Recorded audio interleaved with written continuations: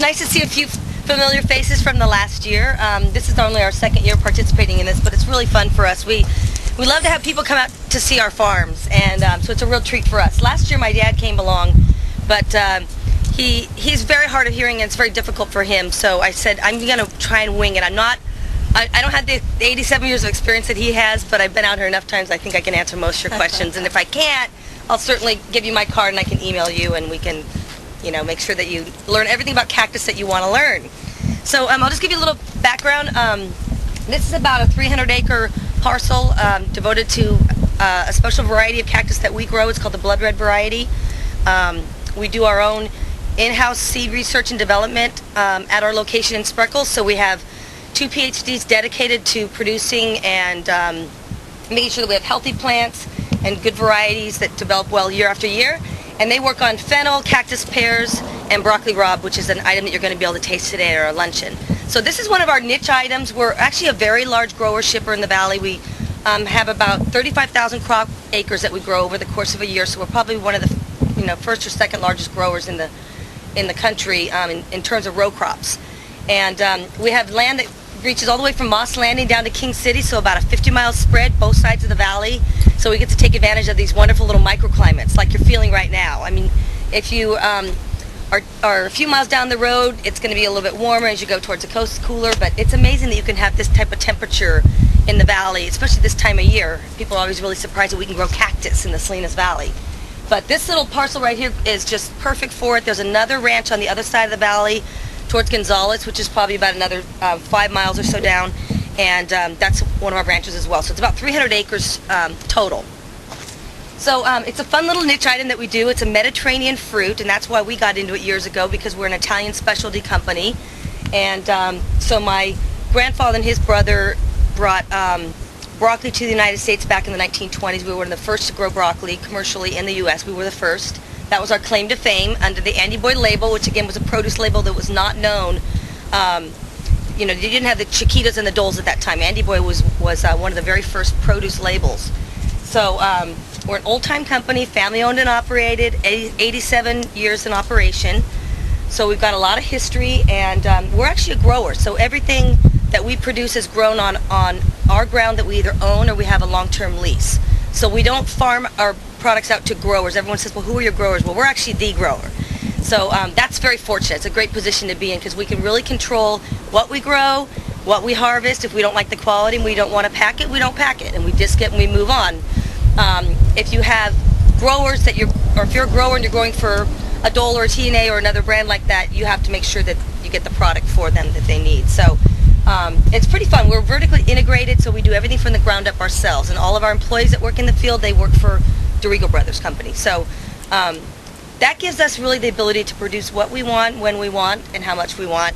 And then also just to control quality, consistency. And my dad's really big on value. Giving the consumer a bigger bunch, giving them a juicier prickly pear or cactus pear. So I'll tell you a little bit about these plants. And these are probably, between 8 and 10 years old, so they're fairly young. They actually can get very large and very difficult to harvest because all the harvesting on this is done by hand. Not the funnest job in the world. In fact, we're having a really difficult time with our labor now because as generations come up, they don't want to do this type of work. It's very, it's kind of dangerous, as you can see. So when they are down here harvesting, they typically come out in the early morning, and they'll be suited in 100% leather suits, gloves, masks, everything. Later in the day, fortunately not right now, but usually we have a pretty good wind tunnel blowing down here during the day. So they need to get in here early because these little thorns will start circling in the air, and they get them in their eyes, they get them in their fingers. So anything that's exposed you can get a thorn, and they're pretty difficult to get out. So not fun to harvest, but what we try to do is keep the plants low to the ground, prune them so that they're easy and that the fruit is a little bit more on the outside of the leaf so it's a little easier to get to. The ones in the middle are a lot more difficult. A lot of times we'll just leave those if you can't get to them easily. So our season for the cactus pear, or prickly pear as we call it, is basically September, so it's a fall winter fruit, and it goes through to about Easter time.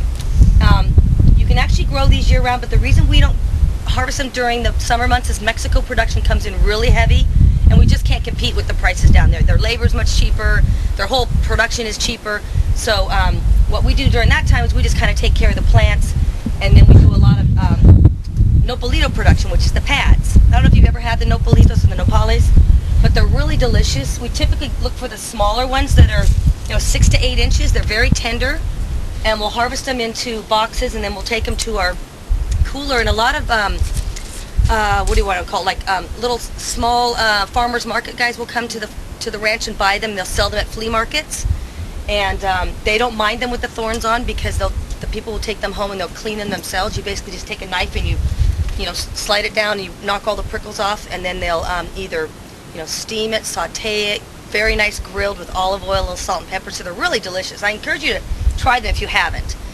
Typically you'll see them in Mexican cuisine, like nopales con huevos, which is cactus and eggs.